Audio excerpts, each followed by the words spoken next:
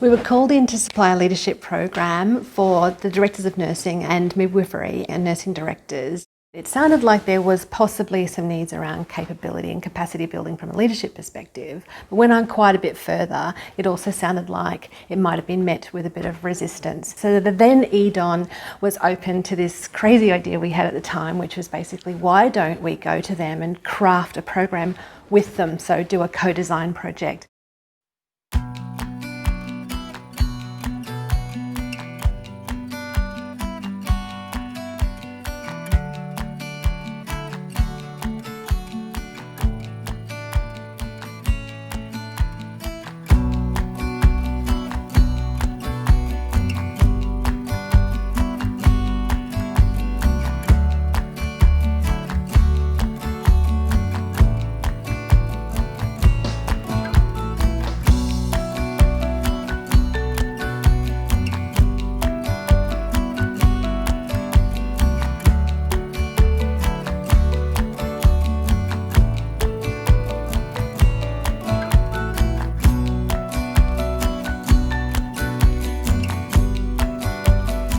I would describe the group as being in a state of forming. In the last 12 months prior to me coming, they hadn't regularly met. They considered themselves not to be in a position to make a difference in the organisation.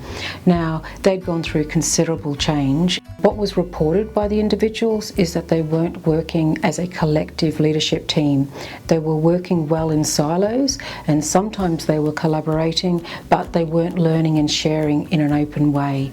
So we needed to change the culture, and we needed to improve the teamwork as well. Previously, it was very much a case of getting your armour on to go to work and feeling quite bunkered down within your teams or your silos around trying to meet the objectives that were right in front of you rather than trying to reach for things that were more long term. It was just do the best you can with what you've got. There wasn't a lot of insight into why you did what you did and how you did what you did, or why other people reacted the way they did.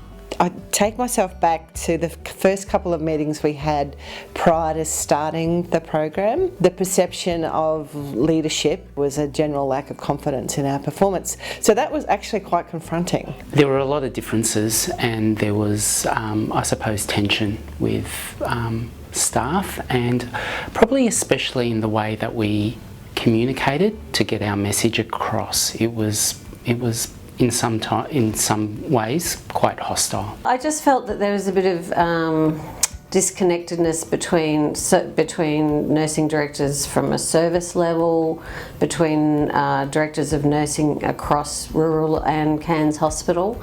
So I really felt like we weren't a connected, cohesive team. Prior to starting the RELISH program, our nursing and midwifery leadership management team or council, it was quite disjointed. We were, I think in the rural, somewhat felt isolated and didn't feel that we had much of a voice. I've been in this role since about 2016, and I'd say first 2 years in the role we're probably running purely on fight and flight, which is exhausting. You're running on adrenaline most of the time, and it's very hard to think strategically or to sort of break that, sense of having to go into battle every day.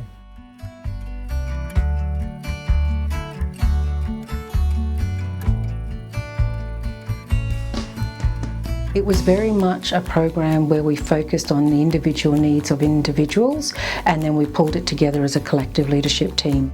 The co-design element of this program is unique, and it's, I think, the most successful part of the program. There was a moment in the co-design process where I thought I may have lost them, and my heart really ached because I thought, oh, they so desperately need someone to believe in them and to come together as a collective.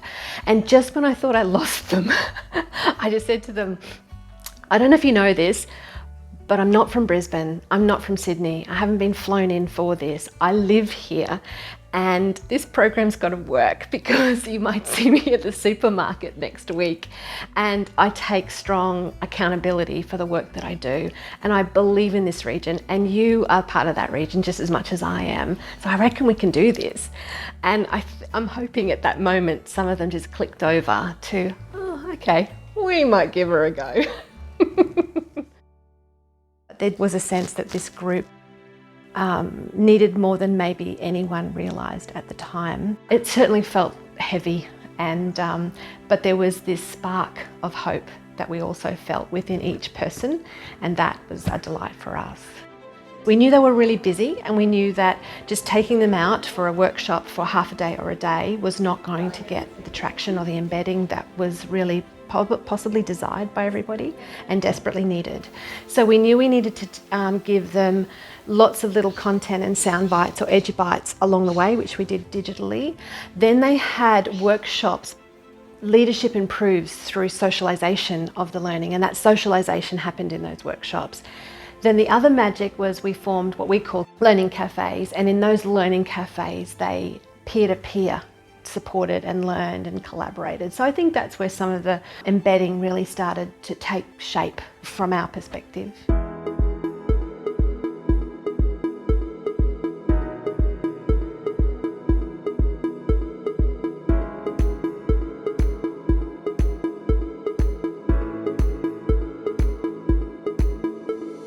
Program, when it came along, was right at the right time.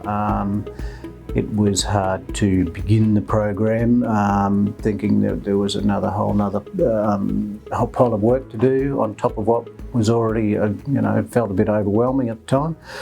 But yeah, taking on the program and working through it, and lots of support and encouragement, and I think it's certainly a lot of good things that come out of the program. The inclusiveness and the understanding that comes from sort of in relating to other people, and those face-to-face, and the cafe, and the learning, and just that different perspective. I think it was just all really interesting and well thought out and well presented. In the past, I was challenged about other people's leadership styles, and the program has given me an opportunity, I think, to be more reflective and to understand that people work in a variety of different ways, and that there are ways to work to people's strengths. I think one of the things with the way this program's been structured, because it's been stretched over a year, it is quite good to be able to drop into it every month and do meaningful chunks. Going back and revisiting the concepts and then scaffolding onto them every month has been beneficial, because you do actually develop through the course. Probably the best day for me was our big full planning day, where we talked about the elephant and the rider, and we really got into our riders and learnt what our riders was. That for me was not only just what we learnt that day, but everyone interacted so well, and I think that day really helped gel us all together as a really good team. I liked that there was lots of different modalities. That was really great. I liked that the online content was there, so you could access that at any time that was convenient to you.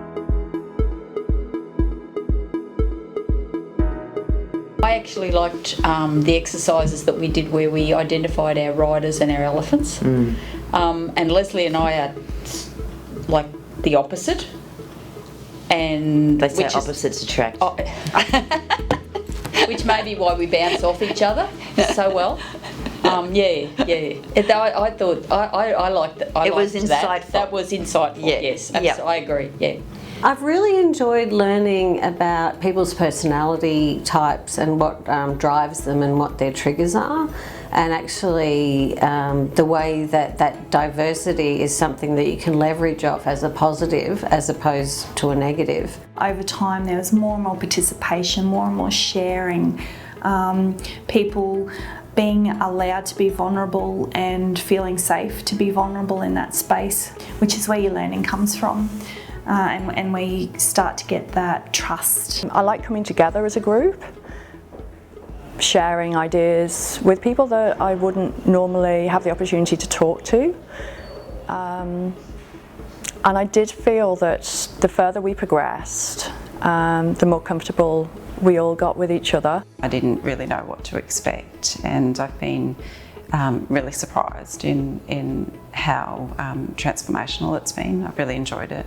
I now have the strength to actually say to people, yes, I am quiet, but I'm a deep thinker.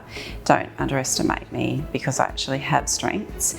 And that's made me feel a little bit more comfortable even in those really uncomfortable situations, and it's made me feel like I have a voice. It's been a privilege doing this, and I feel very humbled, and to be able to share and to listen to my colleagues and their experiences, yeah, that's been, I think, one of the key ways for bringing us together.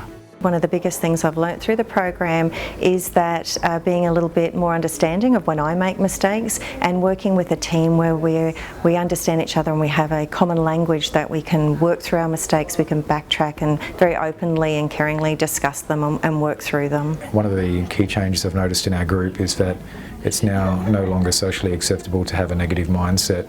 You can challenge, you can question, you can pick things apart, but that culture of dragging other people down is just not accepted anymore, and you can see the social change in the group. As far as the organisation is concerned, just an observation I have as a Aboriginal staff member is that my limited expression in some areas of the organisation is actually culturally based and my life experience based, and I wondered why we possibly aren't retaining our Aboriginal and Torres Strait Islander staff, and that's because we're not doing well at communicating the relatedness and then engaging people and expressing to keep them in the organisation. I really want to work at exploring ways we can make that better and embed that down better with our Aboriginal and Torres Strait Islander staff, whether they're operational services, allied health, health workers, nursing, doctors. We need to stop losing them to other organisations because they're so valuable. I think one of the things it's reinforced is that there are so many more similarities than differences between all of us. We are actually setting longer term goals now where we're thriving, not surviving. It has actually paid dividends in terms of the relationships that we have locally, but also the relationship that we now have with the department, where we are successfully campaigning for funding. We've been able to progress through developing our unwritten ground rules and our nursing leadership vision. It's been quite remarkable, and especially seeing we've all been under so much pressure with the COVID-19 issues. It's been a whole lot of extra work for people, but it's also brought around a lot of innovation through that necessity, and it's been a great journey. If we care for each other's better, then that's going to translate to obviously caring for our patients the best we can. So the program has taught me a lot more self-awareness about who I am, looking at some of the good points, but also challenging me on things that I could do differently. Personally, I feel that professionally I've benefited, but personally I have as well. So there's a ripple effect with this program, because it's not just looking at you at work, it's looking at you as an individual. Through that vulnerability, that's when we really started to learn more and become very effective. Hopefully it feeds, from all the way down to the most junior employee, and back up again. So we've got hopefully a 360-degree communication happening there. Nursing and midwifery is the biggest workforce in our organisation. So we can be a real force to be reckoned with when we come together in a really positive and collaborative way, and I hope that continues. Achieving and celebrating goals, would that be leading? My hope for the future is that we continue to work together as a really collaborative collegial team. What we're doing now is really a step forward for the nursing profession. I'd like to see this program implemented on different levels, so we all have the same foundations in how to work successfully as a team. Post-program, I'm really hoping that the next lot of nums and mums who go through this program really benefit from what we've learnt, the way we've modified the program a little bit to really leverage those strong elements of learning that happened outside the workshop environment, and to have people who've done it before and who can share their insights and basically give others permission to be vulnerable and learn in that space, and to understand more about why they react or respond in some situations, and how they can self-moderate and be more proactive in their leadership skills and how they lead in this organisation. They really want to be a great voice within the region and within the hospital service, and I think they're on their way to becoming that because of their professional approach and the way they've come together. But they also want to change culture, and culture actually is changed not by programs but by conversations. And this group has amazing capacity, heart to heart, person to person, conversation to conversation. They've done that together now, so I'm hoping they cascade it with others and it just continues. We put a proposal through to Clinical Excellence Queensland, and we've just heard back that we've been successful to run another program starting this year. So we put a proposal through to the senior nurses and midwives who've undertaken this program, and many of them are now going to volunteer to be facilitators for this program. So the learning that they learnt themselves through the program will now be embedded by them teaching it to others. So just thank you to everyone that participated, and a huge thank you to Shelley Wild, and a huge thank you to the Clinical Excellence Commission for supporting us and for having that leap of faith that this program was going to make a difference. I'd just like to acknowledge how amazing our nurses and midwives are, and as leaders, how important it is that they've taken this time out and how much I appreciate it. Their hard work is noticed every day, from the board and the executive down. We're very appreciative of all their service they've provided, and I really, from the heart, just want to say thank you. Can you tell us when?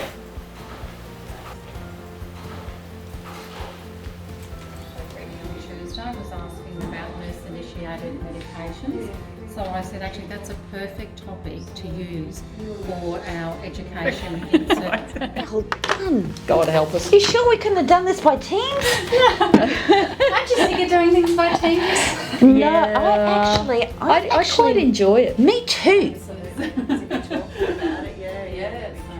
You'll have to get the But the relish was great. It was, that's right. So if they live free, we'll say Sarah was lovely. Yeah.